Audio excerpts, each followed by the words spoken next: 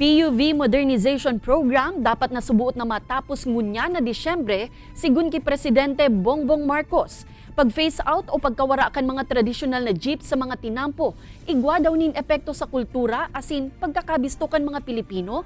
Aramon tayan sa pagtutok live ni Jessica Calinog. Jessica?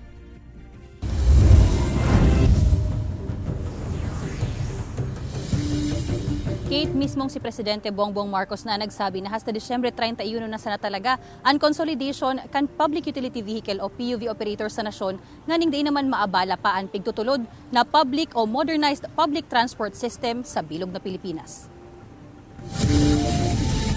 Ang jeep na ini ni Tatay Joseph, iyo ang pinakaenot niyang naipundar sa pagiging pulis.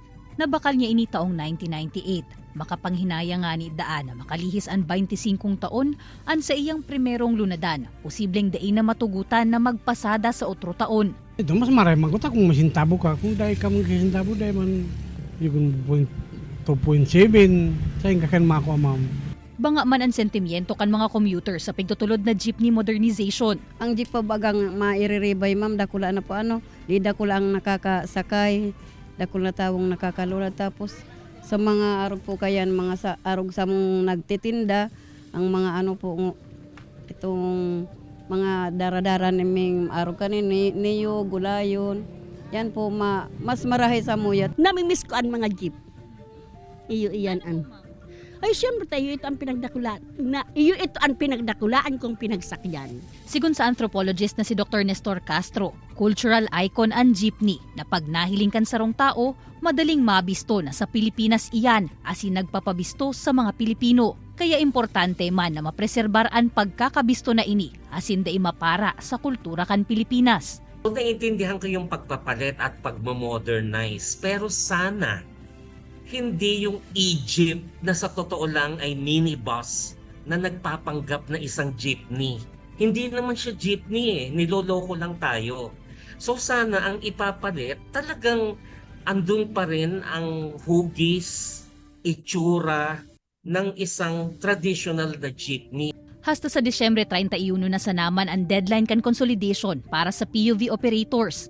Ang mga makakapasa kaini. Iyo na sa naman ang tutugutan na traditional jeeps na makapasada sa laog nin 6 na bulan sa promesang aasikasuhon na ang sa indang transition sa modernized jeepney.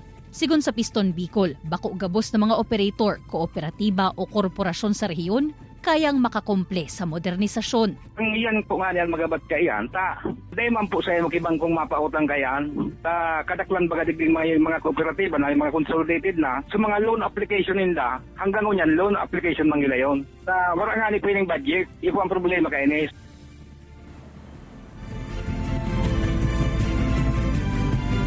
Ang kahagadan kan Piston Bicol, Kate, makalihis ang December 31 deadline, tugutan man ko ta nagiraray na makapasada itong mga day nakakonsolidate asin tauanin confirmation nganing makaparehistro sa LTO. Sarupan ay konsiderar subuot kan gobyerno ang rehabilitasyon kan traditional jeepney imbes na modernisasyon kung sa ina mas dikit man o day nakaipuhan panin milyon nganing marealisar. Sa agaman, Kate, nakaschedule a nationwide transport strike kan pirang transport group sa nasyon komo pagprotesta sa PUV Modernization Program. Ang Piston Bicol plano man subuot na magbali digdi kung igunin direktiba hali sa indang national group nganing mailaban manindaan sa indang mga kahagadan na ini.